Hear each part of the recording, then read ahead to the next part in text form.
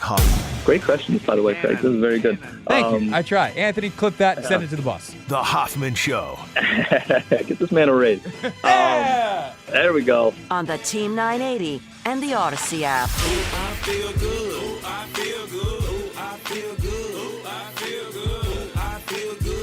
It's the Hoffman Show on the Team 980, always live as well on the free Odyssey app. We are streaming live on YouTube as well, youtube.com/at the Team 980. And it is our pleasure now to welcome in the head coach of the Washington Wizards on a big old day for the Wizards in Monumental Basketball, Wes Unseld Jr. Wes, how are you, man?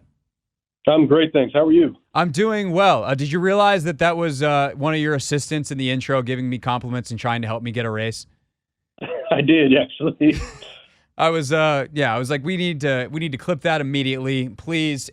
For whatever it's worth, it did not work. I'm still getting paid the exact same amount, despite my best effort. Yeah, we'll clip this now. And Wes said to keep trying, so I'm back in your office again. All right, let's talk some hoops, shall we? Let's start with this. You got some new bosses, got some new colleagues, some new coworkers. You get to hear them talk en masse to the media today. I'm sure you've also had private conversations with them over the last couple of days. Although I know Will got in very late last night. But what'd you make of the new guys today and kind of the vision they put forth publicly for the franchise? Well, both are very impressive. You can look at their resumes, coming from winning programs. And in our limited conversations, we've had quite a few of them, but certainly limited in duration. You can tell that there's a vision and a plan, and I think that they want to take their time and vet through what we have in-house, not only the roster composition, but staff, and then kind of take a step back. And once we kind of see the lay of the land and give them opportunity to settle in, then we, hit the ground running. So, it's really exciting, to have to go through this transition at times is a little uneasy, but, now that those two are in place, we feel like we're heading in the right direction. Do you have any experience with either of them or Travis Schlenk prior to what you will obviously be having over the next, hopefully, years to come? Minimal. Obviously, I was with Travis in Golden State just for a year. You see guys, it's such a small circle, and, we know guys who've worked with or worked for, so you hear a lot of positive things. I was actually with Will last summer, Basketball Without Borders in Africa for some time, so got to, spend a little bit of time with him there. And I actually interviewed for the Clippers several years ago, and Mike Winger was one of the guys I interviewed with. So in a little bit of ways, yeah, you got a chance to connect, but I can't say I know Michael or Will rather well, but certainly impressed by our brief conversations thus far. It was something that struck me today, Wes, about when they're talking about Brad and, Will's talking about the different guys just from Oklahoma City. He's been in one place for 15 years. And he's like, I know this guy that knows him and this was his college coach. And it's like, Scott Brooks obviously was here before you. And there's just so many connections. The league is so small. Was there anything in particular, from either of these guys when you remember them being on your radar, far before they were on there as guys that you're going to be working with a couple weeks ago? Well, just the reputation, Michael in particular, his reputation precedes him, not only a bright mind, but, very forward thinking, I think very collaborative in nature, but he's got a very serious side. And I think that's, it bodes well for us. I think just kind of laying out the foundation and putting us on the right path, I think is important. Wes Unseld Jr., head coach of the Washington Wizards, with us here on the Hoffman Show on the Team 980. Just a couple process questions real quick. Were you part of the hiring process at all? Like, were you part of any of the interviews, or was that something that all kind of happened at the, let's call it the Leonsis level? Yeah, that was a TED-led search. I was kept abreast of timeline, but I certainly didn't know who the individuals were. That was essentially Ted, Zach, I think Monica, JT3 were involved to some degree. as far as the search, and Ted handled most of the vetting process himself. And in terms of any input you had, even if it was indirect meetings you had with Ted after the season, those kinds of things, your general, exit meetings, what are the kind of things that you wanted him to take away of the kind of person, both, from a human level, but also a personal level, if you will, but professional in terms of how they thought about the game that you wanted him to take into those interviews? And from what you know of the guys that he ultimately hired, how do they fit? Well, I think they fit well. I think the profile that he kind of established, Michael fits that to a T. Adding Travis and Will, shore up some of those other areas. Guys with scouting backgrounds. Like I said before, they've come from winning traditions. Understand, some of the smaller things that don't necessarily surface day to day, but all of it translates to winning. Are we about those things every day? I think sets us on the right path. Wes Unseld Jr. with us here on the Hoffman Show. So, Wes, something I've wanted to ask you about since the end of the season. It's a kind of a large concept that I know you guys have been discussing, but I thought it was so well put by Corey Kispert in his postgame or his postseason press conference. I know that his comments caught some eyes there in your building of the lack of identity for the team and how, as guys moved in and out, there just wasn't really anything to latch onto. As you move forward with this new group and obviously, kind of more centrally and more condensed wise, your role as the head coach of the basketball team, how do you go about, one, deciding what the identity of this team will be and what that looks like? And how do you define that? Because it could be, we play defense this way and it's X's and O's. It could be kind of an ethos. So how do you even begin defining it? And then, what kind of steps do you take to implement it? Well, I think on the surface, and I know Will touched on this in the press conferences, kind of looking at what are the characteristics that embody Wizards basketball. I think upgrading our competitive piece is very important. Corey touched on it, not only in the press conference, we talked at length in our individual exit meeting in regards to the identity. And I think with guys in and out due to injuries or absences, at times we play a certain way. When those guys aren't available, it changes the complexion of how we play. Finding a consistent level, regardless of who's available, is certainly important. I think that helps give you a little bit more synergy, a little bit more consistency. But the one area that we can control is our shot diet. That's kind of a big thing for us this summer, getting our guys to understand we don't want necessarily to play in a box, but trying to modernize our style, I think would help benefit us quite a bit. Is that something that is personnel driven or kind of coaching staff driven? No, it's not personnel driven. You want to, of course, play to the strengths of your personnel, but holistically, I think the shot spectrum or shot diet kind of lends more to, what types of shots do we want to prioritize? When are those shots the most appropriate? And obviously your best player is going to bail you out, of certain situations, and you're going to play through them, at times throughout the game. But knowing everyone who's, on the roster understands, what those things are, and I think that will help benefit us. Wes Unseld Jr. with us here on the Hoffman Show. Obviously, you came to D.C. with defense being your calling card. That side of the floor has not been as consistent as I'm sure you'd like it to have been over the past couple of years. How does kind of that same question apply on the defensive end in terms of what your principles are, what your ethos is, and how that helps shape your identity? Well, honestly, the rankings aren't, where we want to be, but I do think we've done some good things schematically. Certain areas where we've excelled, the two areas where I think need the most attention are our one-on-one ability to close out and guard, and then our transition defense. So those two areas, somewhat outside of, scheme. Some of it is will and want, and then the other is just more of a mindset, of taking more pride individually, and owning, that one-on-one ability to guard your yard and at least keep the guys in front.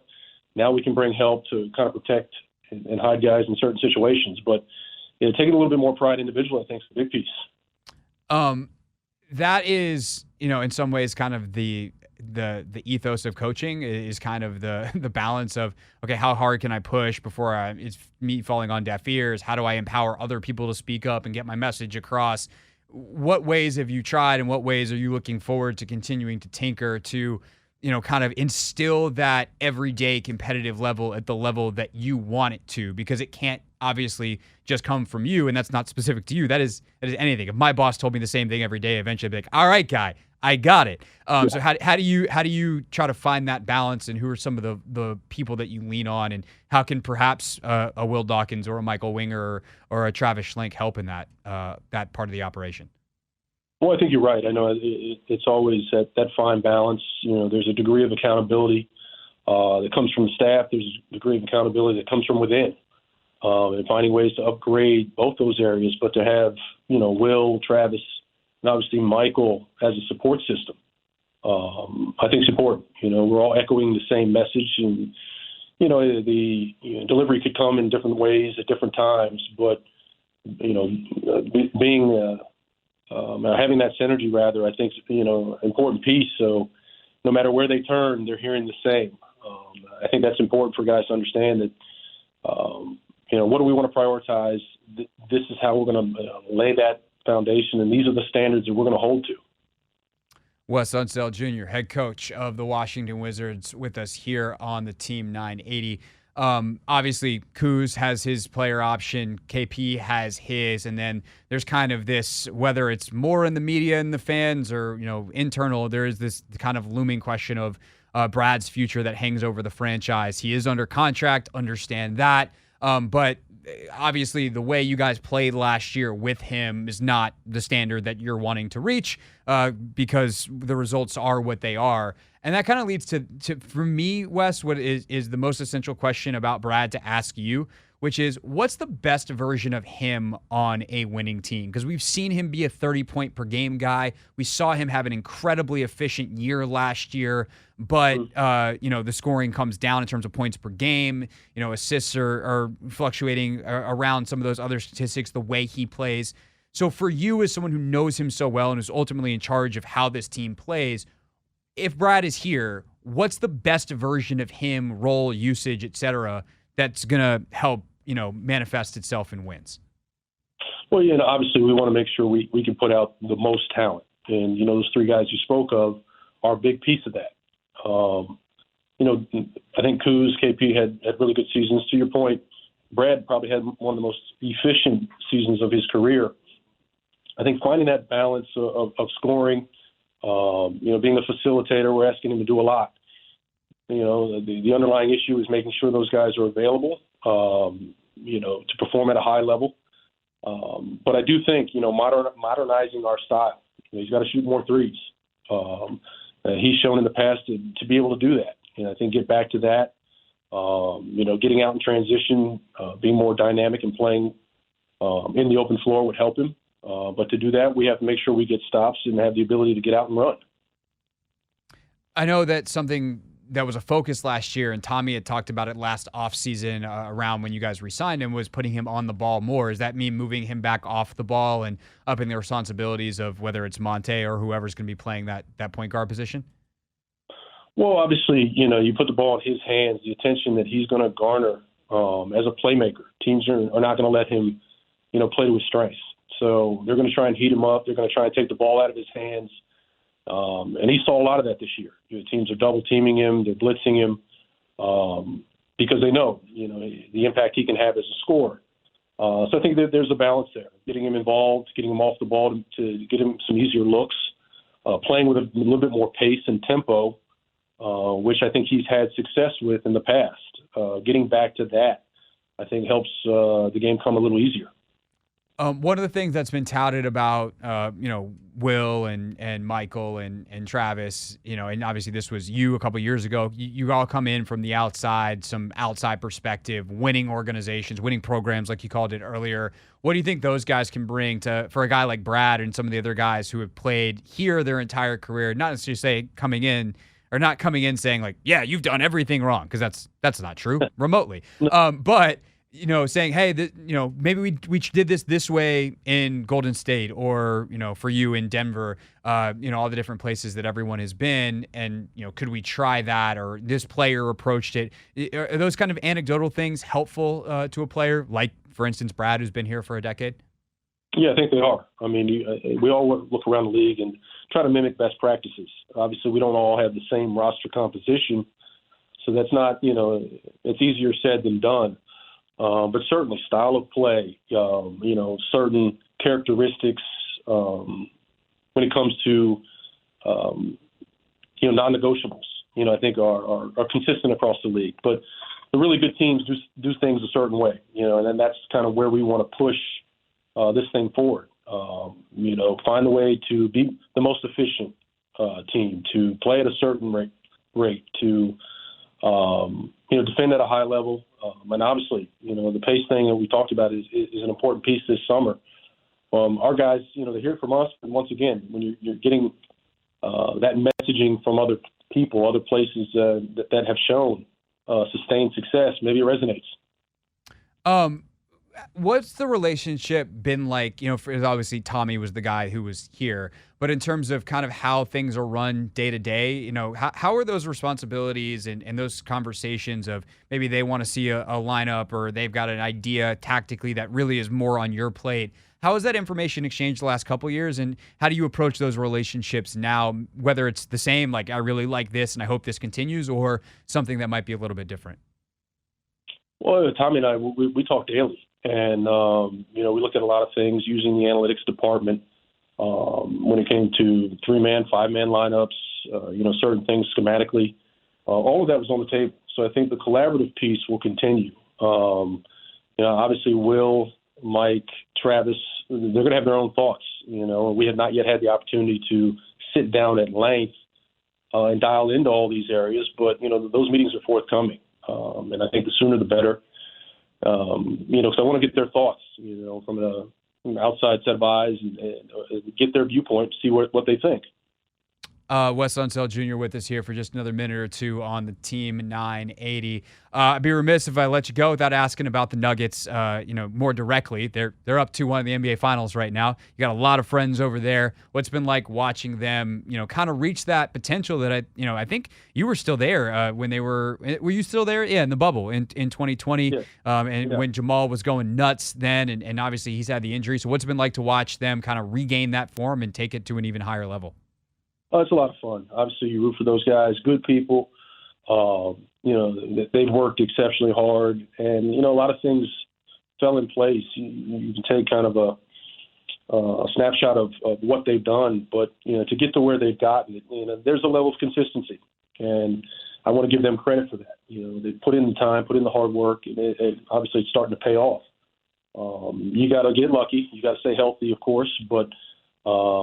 They stayed the course, laid out that foundation, had a vision, and now we see that vision on the cusp of coming to fruition. When did you realize that Nikola was not just kind of good, but this good? I would probably say my second or third year with him. We got there at the same time, and he would start doing things, every now and then in practice, and it's like, wow, that's special. You think it's a one-off, and he would do something else, and you could just see, the light bulb, and the wheels were turning. He was always a step ahead of it. People don't give him enough credit, as an athlete, as a defender, but the impact he has on winning, it's invaluable. And what about the same question for Jamal? Because, coming out of Kentucky, I think people knew, he's good shooter, but the variety in his game, the fact that he can post guys up, he can do everything. He's a complete offensive player. He's one of those guys that I feel like internally, does he wish he was 6'10" and a post player? And then he, by the way, is an outstanding point guard and has all the guard skills? Because, that's the way he carries himself. Yeah, he's a very confident kid, I think. Bouncing back from this injury has, helped him even more. He's playing at a different pace. He's built up some strength.